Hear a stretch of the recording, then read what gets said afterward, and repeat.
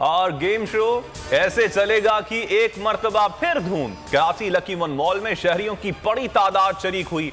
Twitter पर भी top trend बन गया। प्रोग्राम माह रमजान में रोजाना शाम 7 बजे बोल एंटरटेनमेंट पर नशर होगा।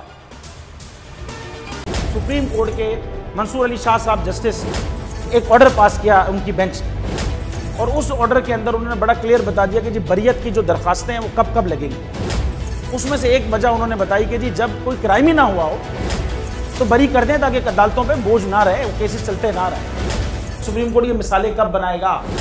ऐसे लोगों के खिलाफ जो इस तरह की एफआईआर काट रहे हैं, वैसे ऑफिसर्स, और ऐसे लोग जो इस तरह के केसेस को जजेस चला रहे हैं। रहमत का महीना आ गया है, बख्शिश का सफीना आ गया। होगी मुलाकात उलमाए दीन से, जो देंगे इत्तेहादे बैनुल मसालिकीन का दर्स। जिक्र होगा अंबियाए कराम का। रमजान की स्पेशल ट्रांसमिशन रमजान में।